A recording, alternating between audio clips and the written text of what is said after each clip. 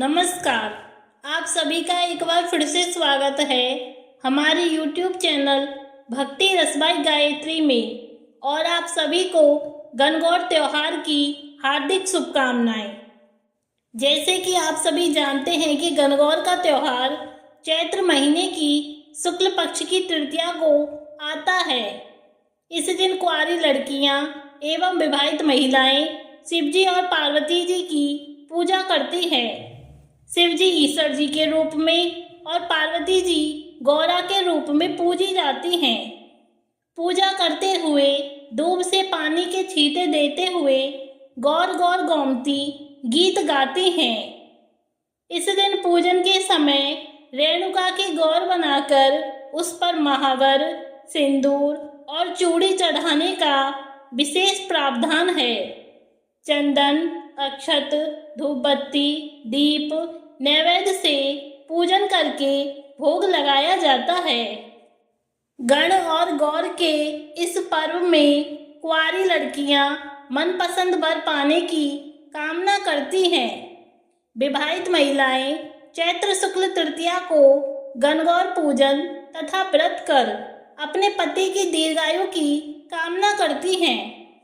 होलिका दहन के दूसरे दिन चैत्र कृष्ण प्रतिपदा से चैत्र शुक्ल तृतीया तक 18 दिनों तक चलने वाला त्योहार है गणगौर।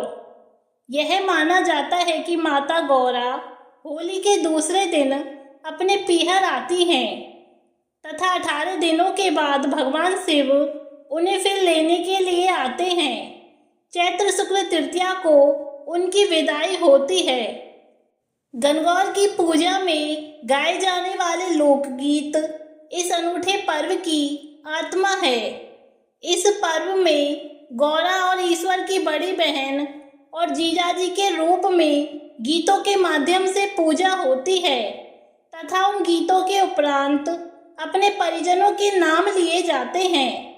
राजस्थान के कई प्रदेशों में गणगौर पूजन एक आवश्यक वैवाहिक रीत के रूप में प्रचलित भी है। निमाड़ में गणगौर का पवित्र त्योहार बड़े ही धूमधाम से मनाया जाता है। गणगौर के अंतिम दिन प्रत्येक गांव में भंडारे का आयोजन होता है तथा माता की विदाई की जाती है। गणगौर पूजन में कन्याएं एवं महिलाएं अपने लिए अखंड सौभाग्य, अपने पीहर और ससुराल की समृद्धि तथा गणगौर से प्रतिवर्ष फिर से आने का आग्रह करती हैं। तो आइए अब हम जानते हैं गणगौर की कहानी।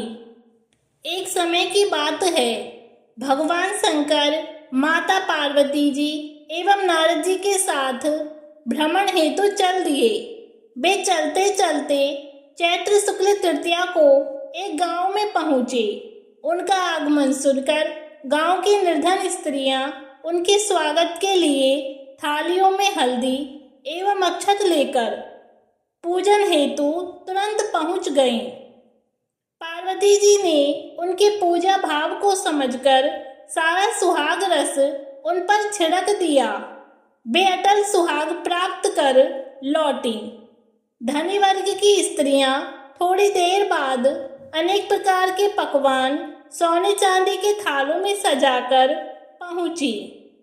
इन स्त्रियों को देखकर भगवान शंकर ने माता पार्वती से कहा, तुमने सारा सुहाग रस तो निर्धन वर्ग की स्त्रियों को ही दे दिया, अब इन्हें क्या दोगी? पार्वती जी बोली, प्राणनाथ, उन स्त्रियों को ऊपरी पदार्थों से बना रस दिया गया है, इसलिए उनका रस धोती से रहेगा, परंतु मैं इन धनी वर्ग की स्त्रियों को अपनी अंगुली चीरकर रक्त का सारा सुहाग रस दूंगी, जो मेरे समान सौभाग्यवती हो जाएंगी। जब इन स्त्रियों ने पूजन समाप्त कर लिया, तब पार्वती जी ने अपनी अंगुली चीरकर उस रक्त को उनके ऊपर छिड़क दिया। जिस पर जैसे छींटे पड़े, उसने वैसा ही सुहाग पा लिया। इसके बाद पार्वती जी अपने पति भगवान शंकर से आज्ञा लेकर नदी में स्नान करने चली गईं। स्नान करने के पश्चात बालू की शिवजी मूर्ति बनाकर पूजन किया, भोग लगाया तथा प्रदक्षिणा करके 2 कणों का प्रसाद खाकर मस्तक पर टीका लगाया। उसी समय उस पार्थिव लिंग से शिवजी प्रकट हुए तथा पार्वती को वरदान दिया, आज के दिन जो स्त्री मेरा पूजन और तुम्हारा व्रत करेगी उसका पति चिरंजीवी रहेगा तथा मोक्ष को प्राप्त होगा। भगवान शिव यह वरदान देकर अंतर्ध्यान हो गए। इतना सब करते करते पार्वती जी को काफी समय लग गया। पार्वती जी नदी के तट से चलकर उस स्थान पर आई जहां पर भगवान शंकर व नारद जी को छोड़कर गई थी। शिव जी ने विलंब से आने का कारण पूछा तो इस पर पार्वती जी बोली, मेरे भाई भावज नदी किनारे मिल गए थे। उन्होंने मुझसे दूध भात खाने तथा ठहरने का आग्रह किया, इसी कारण से आने में देर हो गई। ऐसा जानकर अंतर्यामी भगवान शंकर भी दूध भात खाने के लालच में नदी तट की ओर चल दिए।